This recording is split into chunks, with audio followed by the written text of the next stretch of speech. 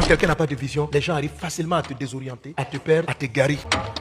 Jésus enseignait dans une des synagogues le jour du sabbat. Et voici, il y avait là une femme possédée d'un esprit qui la rendait infirme depuis 18 ans. Elle était courbée. Il était impossible pour elle de se redresser. Lorsqu'il la vit, Jésus lui adressa la parole et lui dit: Femme, tu es délivrée de ton infirmité. Et il lui imposa les mains. À l'instant, elle se redressa et glorifia Dieu. Verset 14. Mais le chef de la synagogue, indigné de ce que Jésus avait opéré cette guérison un jour de sabbat, dit à la foule: il y a 6 jours pour travailler, venez donc vous faire guérir ces jours-là et non pas le jour du sabbat. Hypocrite, lui répondit le Seigneur, est-ce que chacun de vous le jour du sabbat ne détache pas de la crèche son bœuf ou son âne pour le mener à boire? Et cette femme qui est une fille d'Abraham et que Satan tenait liée depuis 18 ans, ne fallait-il pas la délivrer de ses chaînes le jour du sabbat? Une femme qui venait régulièrement à l'église, une femme qui priait tout le temps mais qui était courbée depuis 18 ans. Et Jésus précise une chose, il dit ceci: et cette femme qui est une fille d'Abraham, ne fallait-il pas chasser ses démons? Elle est une fille d'Abraham. L'expression fils d'Abraham ou fille d'Abraham n'est pas donnée à tous les Hébreux, n'est pas donnée à tous les Juifs. En Jean chapitre 8, Jésus dit aux Juifs: si vous étiez enfant d'Abraham, vous allez croire dans mon message. Il a dit en tant que fille d'Abraham, elle n'aurait pas dû être courbée, mais le démon l'a arrivé à la courber malgré qu'elle soit une fille d'Abraham. Les enfants d'Abraham sont les gens de la foi. Si vous avez donné votre vie à Jésus, la Bible vous appelle des fils d'Abraham. Selon Galates chapitre 3, la Bible dit que c'est ceux qui sont en Christ qui sont la postérité d'Abraham. Homme de Dieu, frère, mon fils dans la foi, ma fille dans la foi, tu peux venir tous les dimanches au culte, être appelé fils, fille d'Abraham et puis être courbé.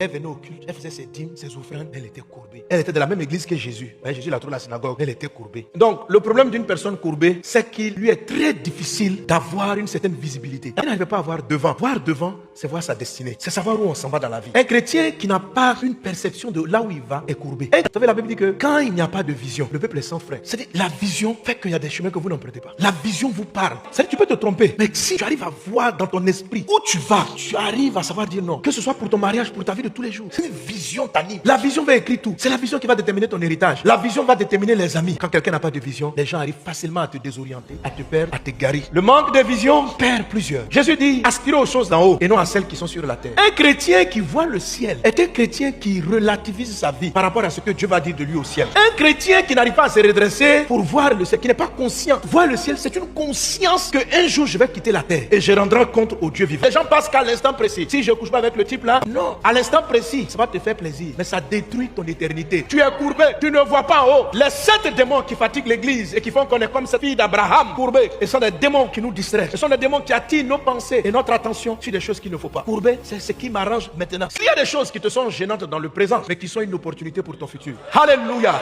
que la grâce de Dieu soit avec toi.